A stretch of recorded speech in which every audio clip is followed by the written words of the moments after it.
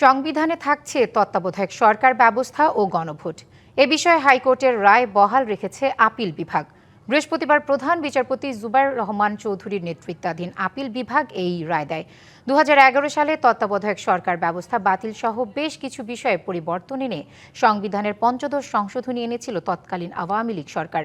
সংশোধনীতে সংবিধানে 54টি ক্ষেত্রে পরিবর্তন এসেছিল, তবে 2024 সালের অভ্যুত্থানের পর ওই সংশোধনীর বৈধতা চ্যালেঞ্জ করে হাইকোর্টে রিট করা হয়।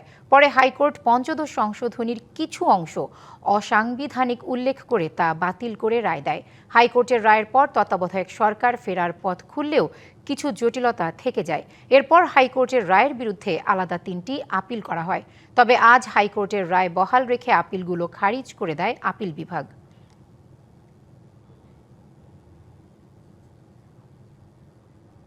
সংবিধানে থাকছে তত্ত্বাবধায়ক সরকার ব্যবস্থা ও গণভোট। এ বিষয়ে হাইকোর্টের রায় বহাল রেখেছে আপিল বিভাগ। আরও জানাতে আদালত প্রাঙ্গণ থেকে যুক্ত হচ্ছেন সহকর্মী নাজমুল হুদা। নাজমুল, রায়ের বিষয়ে আপনার কাছে আর কি কি তথ্য আছে বিস্তারিত জানাবেন। ফুডেলা একটি নাবিল পণ্য। আজকে সকালবেলা 9:30টায় প্রধান বিচারপতি জুবায়ের রহমান চৌধুরীর নেতৃত্বাধীন আপিল বিভাগ এই রায়টি বহাল রাখেন। অর্থাৎ 2024 সালে অভ্যুত্থানের পরে হাইকোর্টের একটি রায় ঘোষণা করে, যেই রায়ে 2011 সালে যেই তত্ত্বাবধায়ক সরকার ব্যবস্থা বিলোপ, গণভোট বাতিল সহ সংবিধানের 54টি জায়গায় আসলে পরিমার্জন প্রতিস্থাপন করা হয়। তো এই বিষয়গুলো আদালতে 2024 সালে রিট করেন সুজন সম্পাদক বদিউল আলম মজুমদারের আইনজীবী রিট করেন। পাশাপাশি আরো 2টি রিট হয় এবং এই রিটে পরে হাইকোর্ট রায় ঘোষণা করেন এই যে সংবিধানের কিছু বিষয় আসলে যেগুলো পরিবর্তন করা হয়েছিল তার কিছু বিষয় সেটি বাতিল করা হয়েছিল সে সময়, এবং বাকি বিষয়গুলো আসলে রাজনৈতিকভাবে শুরু হওয়ার জন্য ছেড়ে দেওয়া হয়।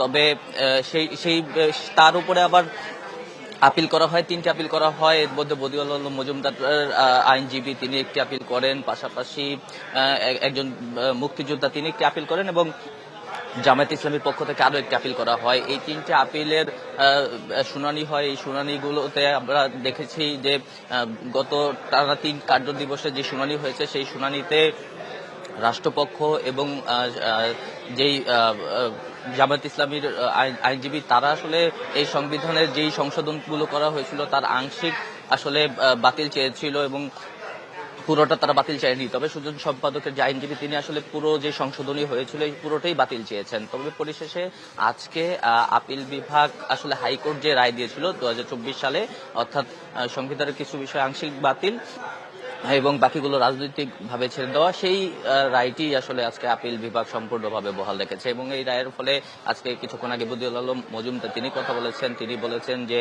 আসলে তারা এই রায়টি ঐতিহাসিক রায় এবং এই রায়টি ইতিবাচক। তো কিছুক্ষণ পর জামাতের আইনজীবী কথা বলবে, আমরা আরো বিস্তারিত তথ্য জানাতে পারবো। প্রিয়া, ধন্যবাদ নাজমুল আপনাকে।